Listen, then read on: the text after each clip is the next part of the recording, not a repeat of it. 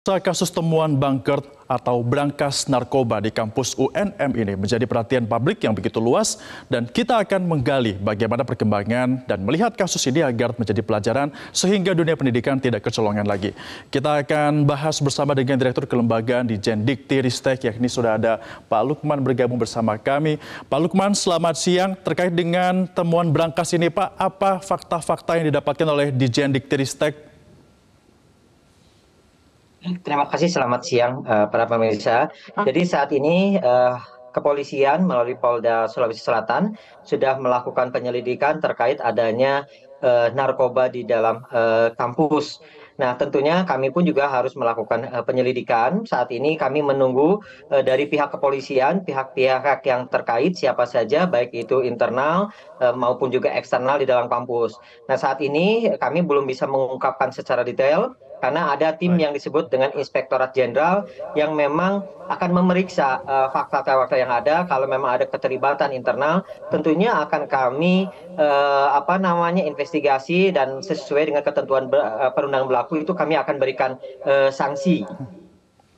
Baik, Pak Lukman, lalu bagaimana awal mulanya sehingga kampus ini bisa dimasuki atau disusupi oleh narkoba di UNM? Ya, saat ini di setiap kampus ada pengamanan lingkungan kampus. Saat ini kami tentunya kalau dibilang itu kecolongan ya, ini terkait dengan adanya masuknya narkoba. Tentunya kami akan investigasi apakah ada keterlibatan dari dalam atau tidak sama sekali. Nah, ini tentunya kita harus sama-sama bisa saling menjaga. Menjaganya itu baik dari dalam kampus, kemudian baik dari masyarakat dan keluarga tentunya. Jadi ini kami akan jadikan pelajaran buat ke seluruh kampus untuk terus mewaspadai sekitar kita. Karena kita pun juga punya kerjasama MOU dengan BNN terkait dengan pemberantasan narkoba. Dari mulai mahasiswa yang memang akan masuk ke kampus itu harus bebas narkoba. Kemudian kita juga lakukan sosialisasi kepada mahasiswa baru. Kemudian secara berkala kita melakukan sidak. Nah, disinilah mungkin kurangnya pengawasan dari masing-masing keamanan kampus terkait dengan masuknya narkoba di kampus di Sulawesi Selatan ini. Ya, Pak Lukman, tadi Anda katakan kecolongan seperti itu. Sebenarnya yang membuat kecolongan apa? Apa pengawasannya yang kurang ketat? Ya, kami belum bisa memberikan secara detail ya, karena ini tentunya harus kami lakukan pendalaman dan investigasi. Kan ada dua kemungkinan. Ada dua kemungkinan itu apakah melibatkan dari dalam atau memang murni dari luar yang masuk, kita lemah dari sisi pengawasan. Nah, ini yang memang kita harus betul-betul antisipasi. Karena kita pun juga tidak tahu pintu masuknya itu apakah dari tadi kan ini yang kita ketahui saat ini alumni. Nah, belum ada keterlibatan dari dalam. Nah, ini pintu masuknya itu apakah melibatkan dari dalam atau malu alumni yang mengetahui titik lemah kampus itu di mana sehingga dijadikan tempat penyimpanan. Nah, ini yang kita masih dalami dan kami tidak akan langsung memberikan kesimpulan sebelum ada fakta dan data. Jadi mohon kami diberikan waktu untuk bisa menyelesaikan investigasi dan kami sangat mohon sekali kepada masyarakat untuk bisa arif dan bijak, jangan sampai nilas titik rusak susu sebelanga. Karena kasus ini tentunya kami punya 9 juta mahasiswa yang saat ini sedang aktif dan di kampus tersebut juga banyak dosen, banyak mahasiswa, karyawan, semuanya saya yakin sangat baik dan ini jangan sampai satu kasus ini bisa mencemari semuanya seperti itu. Baik, jangan sampai mencemari semuanya. Namun ini kan pihak yang sudah ditangkap adalah oknum dari alumni. Apakah Anda sudah bisa mendapatkan informasi atau memastikan bahwa ini hanya alumni saja atau memang ada mahasiswa yang terlibat, Pak Lukman? Iya, tentunya ini masih dalam proses penyelidikan ya, Mas. Jadi kita belum bisa menyimpulkan. Tadi saya sampaikan, memang saat ini sudah ditangkap para alumni yang memang menjadi pintu masuk ke dalam kampus ini. Nah, bahwakah di dalam ataukah ada di luar nanti kesimpulannya setelah polisi merilis resmi dan nanti berkoordinasi dengan kita akan investigasi melalui tim Inspektorat Jenderal terkait dengan kejadian ini. Jadi mohon maaf, saya belum bisa menyimpulkan terkait dengan permasalahan ini.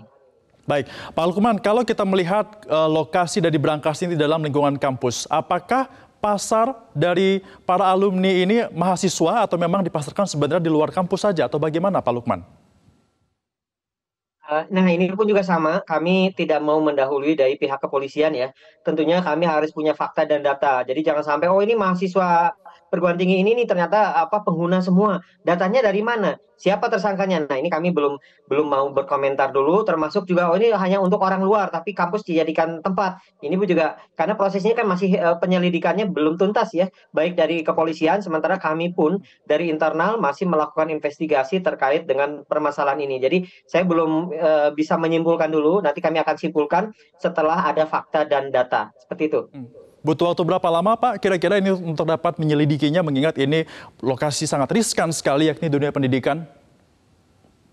Ya, kami secepat-cepatnya akan menurunkan tim untuk menginvestigasi. Tentunya kami akan bekerja sama dengan pihak kepolisian, dengan pihak Polda. Kalau memang nanti ternyata ditemukan ada pihak-pihak yang dari internal, tentunya kami akan memberikan sanksi sesuai dengan ketentuan yang berlaku. Dan kalau kami memang tidak ada keterlibatan pihak internal, tentunya pihak eksternal inilah yang kami minta dihukum seberat-beratnya karena memang sudah mencemari dunia pendidikan. Terlebih yang pelaku saat ini adalah alumni ya, yang memang dan juga ada residivis sebagai pengendalinya itu di lapas. Nah, ini pun juga kan ada keterkaitan kenapa residivis masih bisa mengendalikan di lapas seperti itu. Itu yang kami coba dalami saat ini. Baik, Pak Lukman, kalau misalnya nanti ke depan ternyata ada sejumlah mahasiswa yang terlibat, lantas mahasiswa yang terlibat ini misalnya, nasibnya bagaimana? Ya, kami tentunya akan melihat dulu dari kasus yang nanti kami temukan. Kan bisa jadi yang paling penting itu bukan memberikan sanksi begitu saja, tapi kami harus melakukan pembinaan, kita juga harus merehabilitasi mahasiswa tersebut, karena bagaimanapun juga ini anak bangsa ya. Kita tidak bisa memvonis dan selesailah sudah ke depan, masa depannya tidak. Kami tentunya kemanapun juga tidak bisa, oh di kampus ini pindahkan kampus lain. Nah, bagaimana dengan di kampus yang lain? Nah, tentunya tidak serta-merta seperti itu. Kami akan dalami dulu, kalau memang ada ya kami akan coba rehabilitasi, kalau terkait dengan sanksi dan yang lainnya, kita lihat apakah keterlibatannya hanya sebagai tadi ikut serta, atau memang betul-betul mengedarkan, atau dan yang lain. Ini yang kami harus betul-betul mendalami fakta dan datanya, seperti itu. Baik, artinya akan didalami dan masih bisa direhabilitasi, tapi kalau bisa terlibat lebih dalam, maka hukum akan bertindak seperti itu ya, Pak Lukman. Terima kasih, Pak Lukman. Kalau terkait dengan kriminal, kepolisian, Mas. Kalau kita hanya pembinaan, kita akan kerjasama dengan BNN. Nanti kita akan coba dalami, kalau memang terbukti ya kita coba rehabilitasi seperti itu. Baik, kita akan harapkan yang terbaik untuk para mahasiswa di dunia pendidikan ini. Terima kasih Pak Lukman, Direktur Kelembagaan Ditjen Dikti Ristek sudah bergabung bersama kami dalam Metro Siang.